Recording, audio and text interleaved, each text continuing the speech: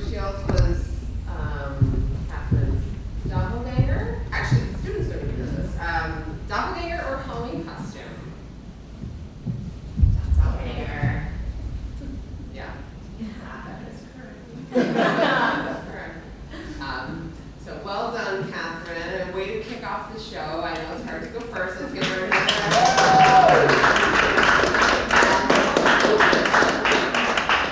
I would also say just for the storytellers to make sure you step back a little bit just so that there's no shadows for this very sophisticated recording. So you'll be able to tell. So I mean, don't but all right. So next up is another wonderful student. Please welcome Tom Hobo Lamb.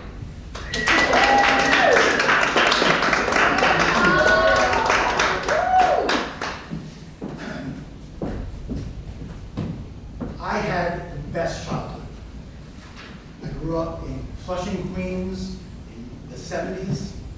Best boyhood you could have. Unorganized, unfettered, just free. Right? I got up in the morning, ran out the door, and just started playing. My father was kind of always at work, and my mother was dealing with my younger brother and sister, talking on the phone to my grandmother and my aunt in Maltese. So I didn't know what she was talking about. She would be smoking cigarettes and drinking coffee. She had no idea where I was. I was just out, and as long as I came home for dinner, I wasn't seriously hurt, everything was good. So I went out, and we were out with my friends, right? So we had a whole big gaggle of kids in the neighborhood, and it was fantastic. I would go out in my Schwinn 3-speed bike with the banana seat and baseball cards in the spokes, making that great flap, flap, flap, flap, flap sound as we ran around the neighborhood. Just fantastic, way to grow up. In Flushing, Queens, right out there a couple miles, we were in the shadow of Shea Stadium. Now, Shea Stadium in the 70s was the home of my beloved New York Mets. And the leader of the New York Mets was also my hero, still to this day, Tom Seaver.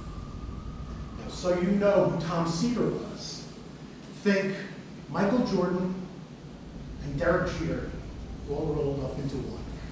Tom Seaver was that and more, and he was that to me for sure. So playing with these kids, what we would do besides riding our bicycles around the area, we'd play a lot of baseball, play a lot of ball. So we played wiffle ball in the garden apartments, and we would hit home runs onto the roofs of the apartment buildings. Right? We all thought we were somebody cool. Or we played on the blacktop of the garages by the garden apartments. Right? So we were tough, man. We were in Queens. It was all concrete and and steel, basically. So that was a really fun way to grow up. So a few years later, my father does a little bit better in his job. And what do? Of course, what everybody does is we move to Long Island. Now, Long Island is a different life than Queens. And from a baseball perspective, the difference is pretty clear. So before, when we were just a bunch of kids playing by ourselves with no rules, well now, we weren't. We had rules. We had Little League. It was serious. Before, when we were just playing on concrete and blacktop, now we're playing on fields of grass. And before, when we were just playing for ourselves, now we're playing for sponsors, Little League teams and sponsors. The sponsor of our team at this time was Masonic Temple. I had no idea what Masonic Temple was. Maybe a Jewish cult. I don't know. So now I'm in Little League in Long Island, and you know what? The rules are a little bit strict, and you have to be good. And before you didn't have to, be that good. And frankly, I wasn't that good. To this day, my baseball career consisted of two basic moments. One, when I got a bloody nose by missing a throw that tipped off my glove, hit me in the face. And the second was when I played second base. I didn't bend down far enough, the ball goes through my legs. Not a great start. Not a great start to my baseball career. So it was really fine because my folks, as I said before, were busy with my younger brother and sister. I kind of played by myself, and I had the benefit of being the older son. I just kind of did what I did. So I could make mistakes like that, still come home, nobody knew, and it was fine. Until one day, the stars aligned, and my parents decided we can go and see you play. Okay, I think, why not? Let's go.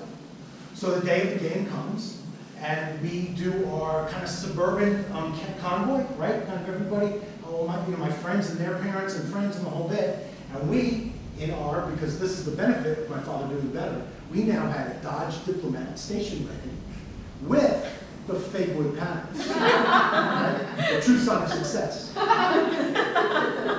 So we get in the car, we go, and we get to now the baseball field. Okay, baseball diamond. Okay, Toto, we are not in Queens anymore. There are diamonds in Long Island. Okay?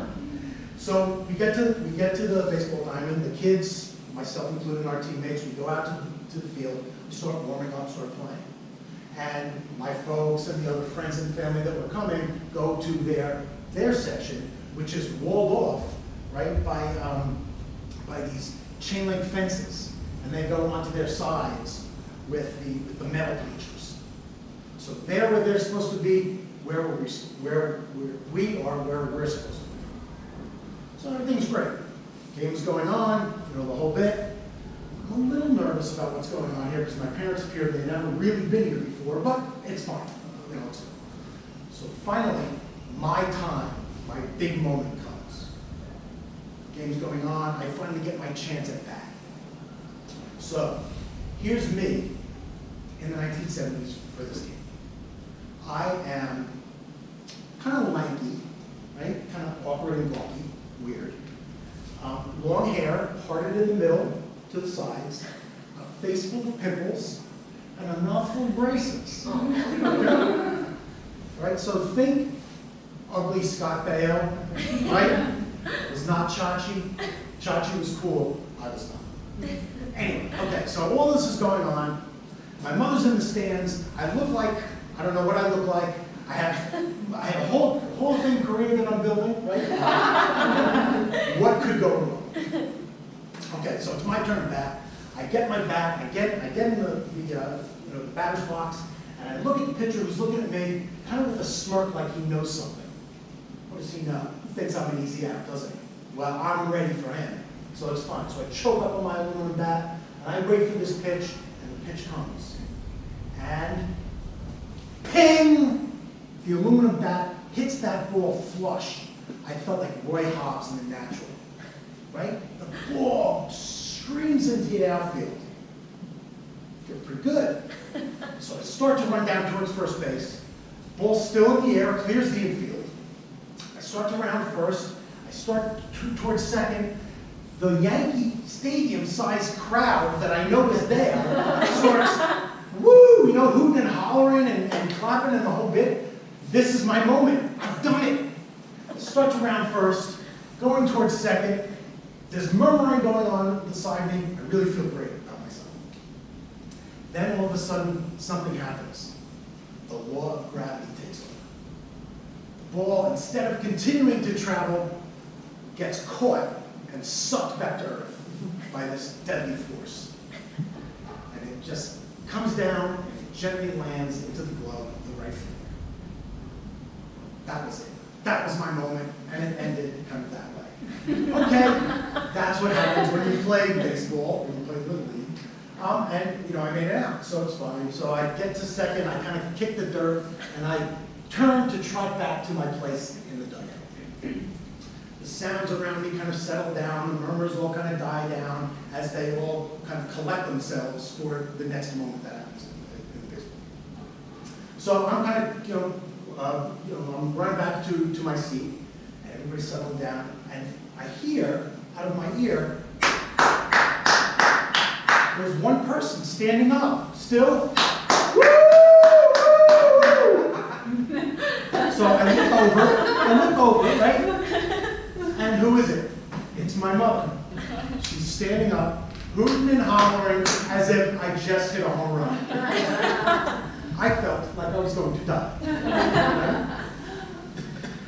So anyway, that whole scene kind of happened, and that was really, really the last big moment of my baseball career.